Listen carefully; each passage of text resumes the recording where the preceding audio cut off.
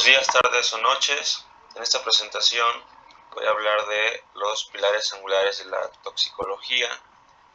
Desde el apartado histórico podríamos decir que la toxicología es probablemente una de las ciencias más antiguas, ya que los primeros seres humanos, nuestros antecesores, tuvieron que identificar qué plantas, frutos y así eran aptos para el consumo. Y ahora sí, a través de enfermedades, incluso muchas muertes, aprendimos a identificar las consecuencias perjudiciales como de las beneficiosas, de ingerir ciertos materiales. A partir de observaciones iniciales, surgió el concepto de clasificar las sustancias químicas en dos categorías, que serían las beneficiosas y dañinas, una idea que ha perdurado hasta hoy. En términos técnicos, no existe una línea clara que separe las sustancias químicas beneficiosas de las perjudiciales, y la magnitud de su toxicidad o seguridad depende de la dosis, lo que constituye el principio fundamental de la toxicología moderna. La dosis es lo que determina si algo es venenoso. Cualquier sustancia química puede ser tóxica en las cantidades suficientemente grandes, y los seres humanos estamos expuestos a ellas tanto de manera intencional como accidental. Ahora hablemos de lo que serían las primeras personas, los pioneros en la toxicología. Y ojo, no necesariamente porque ellos hayan estudiado las raíces de esta rama desde cero, pero ahorita conforme vaya explicando se va a entender por qué se ganaron su renombre. En primer lugar tenemos a Lucrecia Borgia, hija de Rodrigo Linzueli o Papa Alejandro VI, quien se destacó en envenenamientos basados en la fe, así les llamaban. Fue una de las primeras italianas en convertir el envenenamiento en un arte refinado, pero sencillo. Y se asegura que los Borgia seleccionaban y almacenaban venenos raros en sus bodegas, con la meticulosidad con la que conservaban sus vinos. Y según los rumores históricos, esta familia administraba vino envenenado a miembros de la corte, invitados adinerados, pretendientes y hasta familiares. Esto con el fin de causar su muerte y así aumentar su poder y riqueza. Y en este contexto, lo que viene siendo Lucrecia y su familia podrían ser considerados los primeros toxicólogos alimentarios. Otra pionera de la toxicología fue Catalina de Medici, de Florencia, la cual experimentó y estudió los efectos de diversas mezclas tóxicas en los pobres y enfermos. Todo esto lo documentó de inicio, de los síntomas y su desarrollo. A la luz de los estándares actuales, podría ser vista como una de las primeras toxicólogas experimentales. Otro nombre que tenemos es Boehmie, de Países Bajos, la cual envenenó al menos 112 personas, 27 de ellas murieron entre los años de 1867 y 1884. Lo que hizo fue administrar trióxido de arsénico en la leche caliente tras contratar seguros de vida a nombre de sus víctimas. Y de haber sido juzgada, podría haberse considerado una de las primeras toxicólogas forenses. Y ya por último tenemos a Catherine de Salles, conocida como la Voisin. Y esta se le considera como de las primeras toxicólogas económicas, ya que se dedicaba a vender venenos a esposas que deseaban deshacerse de sus maridos, básicamente matándolos. Aquí tenemos unos cuantos ejemplos históricos de envenenamiento. Entre ellos está el caso de Joseph Stalin, un líder de la ex Unión Soviética, quien se dice murió de una hemorragia cerebral, pero se ha sugerido que pudo haber sido envenenado, posiblemente por Politburo. También tenemos el caso del dictador cubano Fidel Castro, al cual se ha informado que la CIA estadounidense intentó acabar con su vida al darle pastillas con botulismo en la comida. Ya más recientemente, en la historia de envenenamientos de alto perfil, está el caso de Víctor Yushchenko, el expresidente ucraniano. Este fue envenenado con dioxina. Y la víctima más llamativa sería el caso de Napoleón Bonaparte, ya que cuando falleció los médicos le realizaron una autopsia y concluyeron que su muerte fue causada por un cáncer de estómago. Sin embargo, en la década de los 60 se descubrió que su cabello contenía niveles anormales altos de arsénico. Este elemento estaba presente en el agua potable, en la crema para el cabello, incluso en el papel tapiz de su residencia. Y según rumores, se dice que uno de sus condes, un cercano colaborador a él, encargado de su comida, lo habría envenenado. Ahora bien, a pesar de que la toxicología ha estado en constante evolución, no quitó el hecho de que los envenenamientos siguieran ocurriendo, pues ha habido varios casos de exposición humana a sustancias químicas, pues que lamentablemente han traído consecuencias como la muerte de muchas personas. Uno de estos casos de envenenamiento a nivel mundial fue la exposición de cientos de miles de niños chinos a sustancias químicas de melamina, leche contaminada con los consiguientes cálculos renales, insuficiencia renal y muerte en algunos de los niños expuestos. También tenemos un caso que ocurrió en Nigeria, ya que ocurrió la muerte de 84 niños de entre 2 meses y 7 años después de consumir un jarabe para la tos contaminado. Las autoridades creen que el dietilenglicol, un componente del anticongelante, fue etiquetado erróneamente como propilenglicol, una sustancia química reconocida como segura para el consumo en alimentos. Otro caso que ocurrió con esta sustancia dietilenglicol fue que se utilizó como un sustituto barato del endulcorante glicerina en otro jarabe para la tos y más de 100 personas, en su mayoría de niños, tristemente fallecieron. También ha habido muchos casos graves de intoxicación por plomo. Uno, donde una planta de difusión cerró después de que se detectara que más de 600 niños habían sufrido intoxicación por la sustancia. Otro incidente fue que se descubrió que 800 niños que vivían cerca de una planta de fundición de zinc y plomo tenían altos niveles de plomo en la sangre. Y en los Estados Unidos, año con año se reporta que 310,000 niños de entre 1 y 5 años tienen niveles peligrosos de plomo en la sangre debido a la exposición que tienen al plomo proveniente de polvo y de otras fuentes. Recientemente, en septiembre de 2015, investigadores de la Universidad Tecnológica de Virginia revelaron pruebas de altos niveles de plomo en el agua de Flint, Michigan, tras realizar pruebas en más de 250 hogares de la ciudad. Y los niveles de plomo que ahí habían eran, muy elevados, llegando hasta 38 microorganismos por decilitro, obligando una intervención inmediata del gobierno. Y ya por último también tenemos un caso similar al anterior con el agua potable de Washington, D.C., ocurrido hace poco más de una década, no tiene mucho. Se encontraron cientos de hogares con niveles de plomo superiores a 300 ppb. Como pudimos ver, ha habido una gran variedad de incidentes por intoxicaciones, desde mal manejo de productos y entregar algo que no es apto para el consumo humano, y también exposiciones que no están bajo nuestro control para evitarlas. Y es por esto y muchos otros problemas que, al menos en Estados Unidos, surgió la Ley de Alimentos y Medicamentos de dicho país, también conocida como la Ley Wiley, que fue aprobada en el año de 1906 en respuesta al aumento de la falsificación de medicamentos patentados en este país.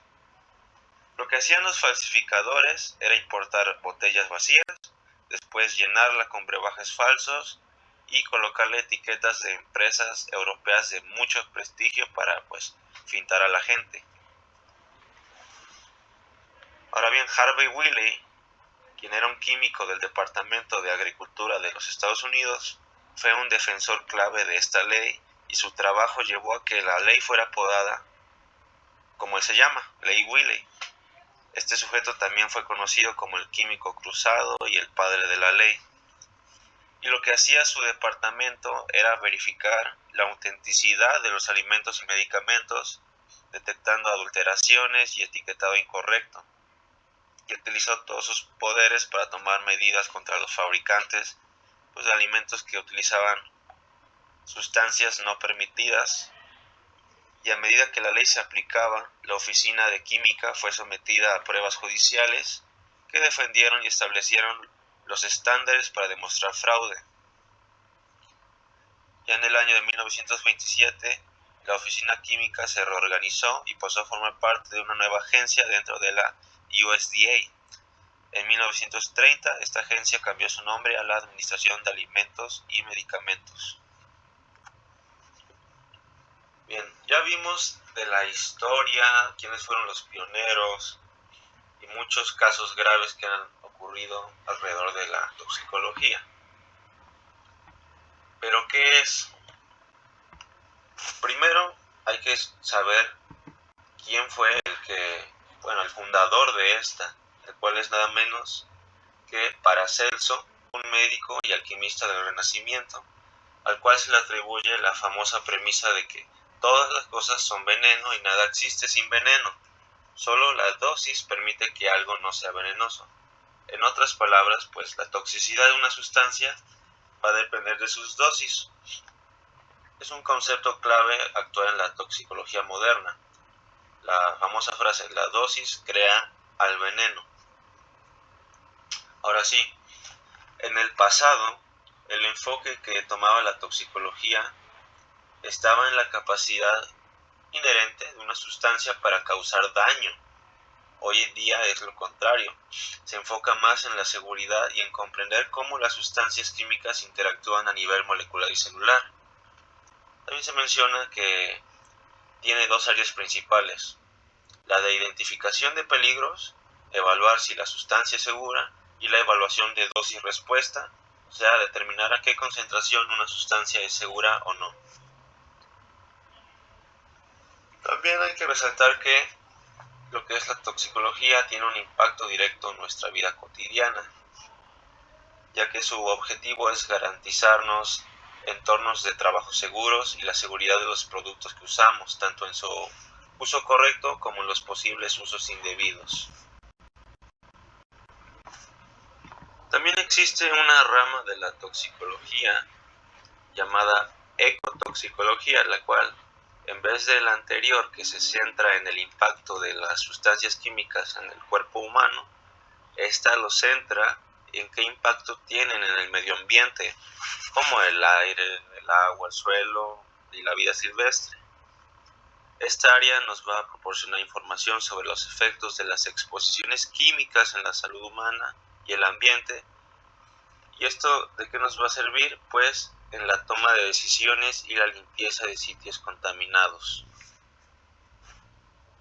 Ok, habiendo abarcado lo anterior, ahora vamos a hablar de el manual de la toxicología y sus tres principios fundamentales. El primero de ellos se llama la dosis importa. Y al hablar de dosis, se encuentra que sustancias, por ejemplo la toxina botulínica A, pueden ser venenosas, pero también pueden llegar a tener aplicaciones terapéuticas o médicas. Esta toxina es un formador de esporas, anaeróbico y gram positivo, el cual comúnmente se encuentra en el suelo, produciendo esporas subterminales. Una de las 7 cepas causa alrededor de 145 casos de envenenamiento al año y es 40 millones de veces más potente que el mismo cianuro. Y el botulismo, puede transmitirse por los alimentos, alrededor del 15%, especialmente por enlatado casero, aunque ya es muy raro, y también por heridas. Las esporas que mencioné son comunes en los lactantes y pueden germinar en el suelo o en los alimentos ingeridos por los niños. Pero, como ya dije, no todo es malo. Esta toxina también puede tener efectos curativos. En su forma purificada tipo A, Fue la primera toxina bacteriana utilizada con fines médicos. Por allá en el año de 1989, la FDA aprobó Oculinum para tratar afecciones oculares caracterizadas por contracciones musculares excesivas, como el blefaroespasmo, que vendría siendo la contracción involuntaria del párpado, y el estrabismo, o sea, la desalineación ocular. Y este vendría siendo el uso que se le da en la medicina para tratar las contracciones musculares involuntarias, pero ¿cómo lo hace? Lo que realiza es que bloquea la liberación de acetilcolina en las terminaciones nerviosas y de esta manera evita que los músculos se contraigan. También se puede usar para fines estéticos y para tratar la distonia cervical. Otros malestares que puede tratarse con esta toxina son condiciones como hiperhidrosis axilar o sudoración excesiva.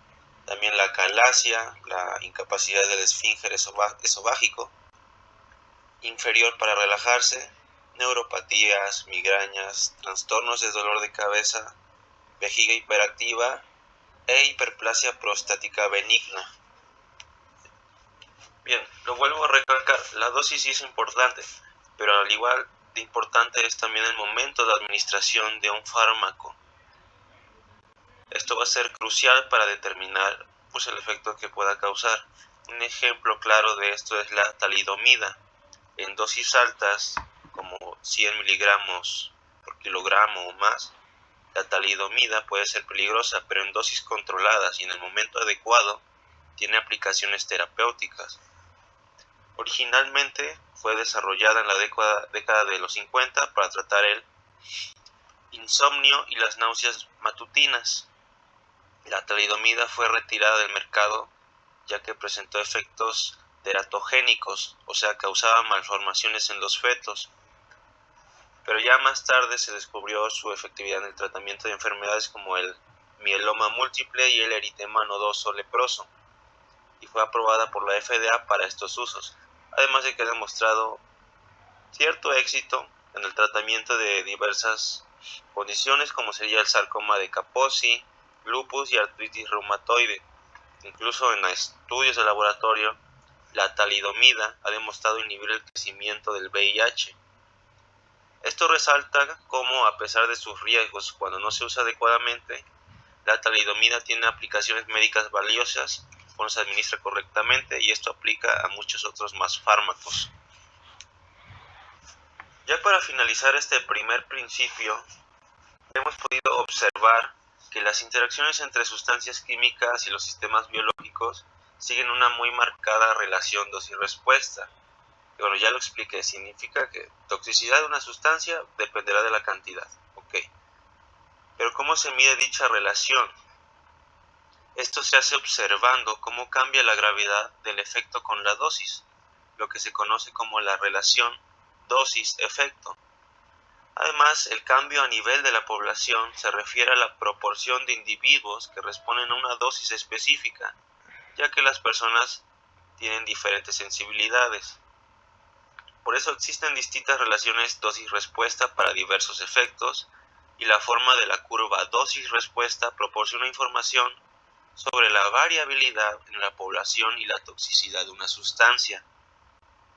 Un concepto clave en toxicología es entender la relación entre la concentración de una sustancia extraña en el cuerpo y el efecto biológico que va a causar. La magnitud del efecto va a depender de la cantidad de la sustancia. En cualquier población hay una variedad de sensibilidades a un xenobiótico, por lo que es importante tener el conocimiento de la sensibilidad promedio de la población y la dosis que se llegaría a ocupar para generar una respuesta tóxica. Y todo esto resaltaría lo que es el principio central de la toxicología. La dosis es lo que determina si algo es tóxico o no. El segundo principio lleva por nombre toda la gente es diferente. Este nos quiere explicar que todas las personas pueden reaccionar de manera distinta a ciertos estímulos como serían los alérgenos o sustancias químicas debido a factores individuales y de edad. Ejemplo claro de estas diferencias son las alergias alimentarias y medicamentos. Por poner un ejemplo, la alergia a alimentos afecta a un porcentaje pequeño de la población, con un número reducido de reacciones graves, y los 8 alimentos principales responsables de estas alergias, por lo menos en Estados Unidos, son cacahuates, mariscos, leche, entre otros, mientras que en Europa la lista incluye más alimentos regionales. Además, también resulta curioso cómo la sensibilidad a ciertas sustancias, como mencioné anteriormente, varía según la etapa de la vida. Los bebés, por poner un ejemplo, tienen un sistema inmunológico y renal menos desarrollado, lo que los hace más susceptibles a ciertas sustancias. Los ancianos también pueden tener una mayor sensibilidad a los efectos de las sustancias. Un ejemplo de esto es el DDT, que tiene una toxicidad mucho mayor en ratas adultas que a comparación con las ratas jóvenes. Esto nos ilustra cómo la edad y otros factores afectan la respuesta a las sustancias químicas. También mencioné fármacos, por ejemplo el paracetamol. Este se procesa principalmente en el cuerpo mediante conjugación con sulfato o glucurónido, un proceso de la fase 2 del metabolismo. En los niños menores de 12 años, la mayor parte de este proceso ocurre a través del sulfato, mientras que en los adultos va a predominar el glucurónido. Por otro lado tenemos el cloranfenicol, un antibiótico que se usa para tratar infecciones por bacterias gram positivas y gram negativas, principalmente anaeróbicas. Este se metaboliza principalmente a través de la glucoronidación, pero tiene una capacidad limitada para ser procesado por sulfotransferasas.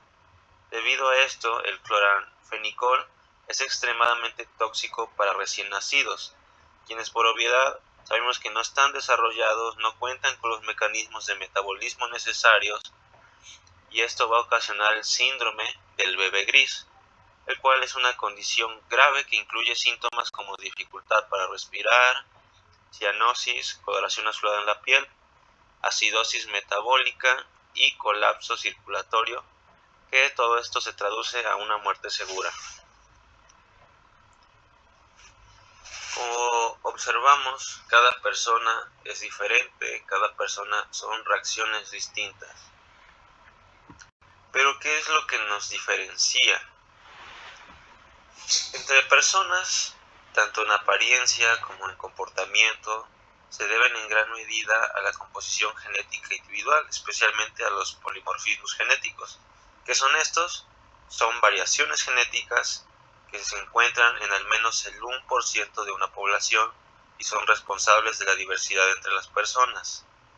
Dichas variaciones incluyen cambios en el número y orden de los genes, como inversiones, inserciones y deleciones que contribuyen a nuestra individualidad genética.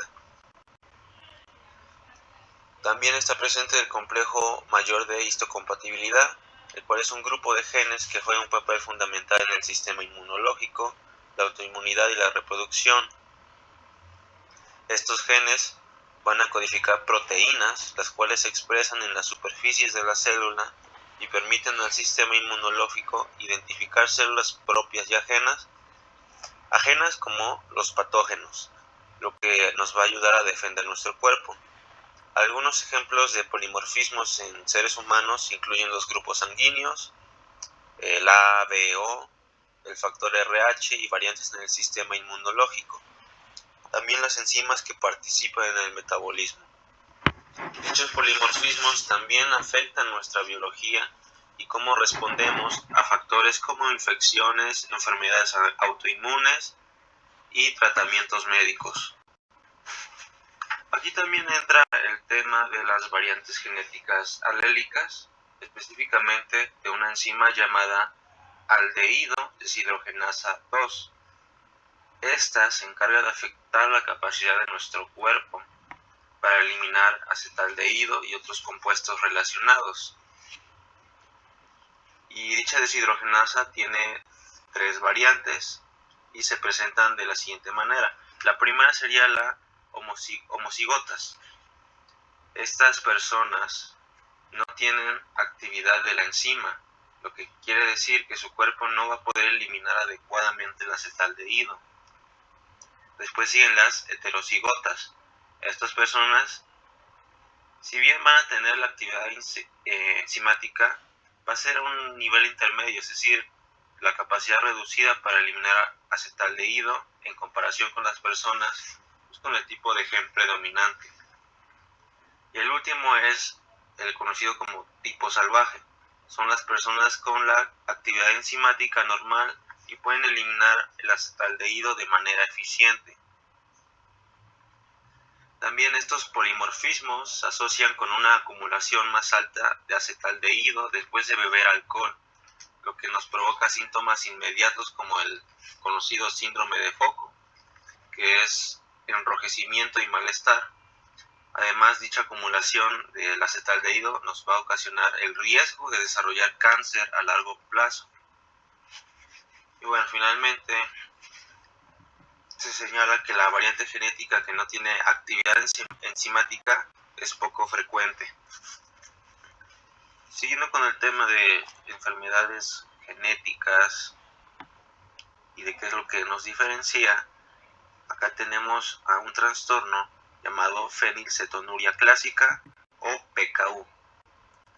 Es un trastorno genético autosómico recesivo que se produce por mutaciones en el gen de la fenilalanina hidroxilasa o PAH. Este se encuentra en el cromosoma 12. La función de esta enzima va a ser convertir el aminoácido fenilalanina en tirosina. Cuando el gen de la PAH está mutado, la enzima es inactiva o menos eficiente, lo que provoca que la fenilalanina se nos acumula en el cuerpo a niveles que ya son tóxicos, lo que puede dañar el cerebro y causar el famoso retraso mental, entre otros problemas. Y bueno, en algunos casos las mutaciones en el gen de la PAH puede causar una forma menos grave de la enfermedad, la cual tiene el nombre de hiperfenilalanemia, donde la concentración de fenilalanina no alcanza esos niveles tan peligrosos del anterior. Ya lo que es la PKU es heredada y solo cuando ambos padres pasan una copia defectuosa del gen de la PAH a su hijo. Este es un trastorno relativamente común. Se tienen registros de que al menos 1 de cada 10.000 bebés en Estados Unidos, las personas que heredan solo una copia del gen defectuoso llegan a ser portadoras, pero no tienen síntomas. Pero la copia del gen sano, porque la copia del gen sano produce suficiente enzima. Sin embargo, y desgraciadamente para las personas que sus padres les pasaron ambos genes defectuosos, estos sí van a desarrollar la PKU. Y bueno, si esta enfermedad no se llega a tratar, la acumulación de fenilalanina puede llegar a causar daño cerebral, problemas físicos y conductuales. Además, si esto llega a una mujer embarazada y no sigue el tratamiento adecuado, este embarazo se va a poder ver pues gravemente afectado. Bien, también tenemos algo que se llaman polimorfismos silenciosos en el ADN, que vienen siendo cambios genéticos sutiles que no alteran la secuencia de aminoácidos de las proteínas que se producen, como con la PKU, pero pueden afectar la forma de la proteína resultante. Estos cambios no afectan directamente la codificación del ARN mensajero, pero sí pueden llegar a influir en cómo se traduce esa información genética en una proteína. Como ejemplo de esto, vamos a poner un gen de resistencia a múltiples fármacos, el cual tiene una pequeña modificación. El cambio es solo en uno de sus nucleótidos. Este cambio puede provocar que la proteína resultante, llamada P-glicoproteína, tenga una forma diferente, aunque su secuencia de aminoácidos siga siendo la misma. Investigadores sugieren que estas diferencias pueden estar relacionadas con variaciones en el proceso de traducción del ARN mensajero, como la sincronización u otros factores sutiles. Otra anomalía genética que existe sería el polimorfismo de acetilación, que, como ya dije, una variabilidad genética relacionada con la actividad de una enzima llamada acetiltransferasa, responsable de la acetilación de ciertos fármacos y sustancias como carcinógenos. Dicha enzima juega un papel importante en el metabolismo de los fármacos y en su activación o desactivación en el cuerpo. Y vamos a tener dos tipos de fenotipos relacionados con la enzima. El primero es el fenotipo acetilador lento. ¿Qué hace? Bueno, las personas con este fenotipo van a tener una actividad más baja de la acetiltransferasa, lo que se ve traducido en que van a metabolizar los fármacos más lentamente. Esto va a desencadenar en que personas sean más propensas a sufrir toxicidad por ciertos medicamentos. Por decir unos, la isoniazida, sulfonamidas, procainamida o hidralazina. En el caso de la isoniazida, los acetiladores lentos pueden acumular concentraciones más altas de este medicamento en su sangre, lo que nos va a llevar a un daño nervioso periférico. Además, pueden estar más expuestos a efectos adversos como el lupus eritematoso al tomar procainamida. Y el segundo fenotipo es el acetilador rápido. Este va a ser lo contrario. Las personas con este fenotipo van a metabolizar fármacos de manera rápida, pero en algunos casos va a ser demasiado rápido, porque este grupo puede llegar a no responder de manera adecuada a ciertos tratamientos, como sería el de la isoniazida, para la tuberculosis, o la hidralazina, para la hipertensión, porque eliminan estos fármacos demasiado rápido y no van a permitir que hagan el efecto que se está buscando. Ahora bien, acabamos de ver distintos casos de anomalías genéticas. Es aquí donde podemos decir que lo que es el campo emergente de la farmacogenémica y toxicogenómica nos va a ofrecer la posibilidad de identificar y proteger a subgrupos de personas predispuestas a la toxicidad de sustancias químicas o medicamentos. Y este enfoque permitirá identificar a personas con diferente sensibilidad a sustancias químicas o medicamentos, volviendo a la premisa de este segundo principio, el cual es las personas difieren.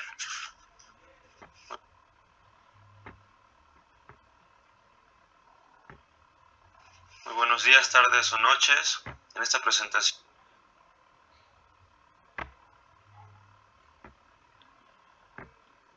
ya para finalizar, hablaremos del último fundamento del manual de la toxicología, el cual se titula Las cosas cambian, el cual nos busca explicar que las sustancias químicas, todas, al ingresar al cuerpo, van a pasar por un proceso de transformación llamado biotransformación o metabolismo, en el que experimentan cambios químicos dentro del organismo.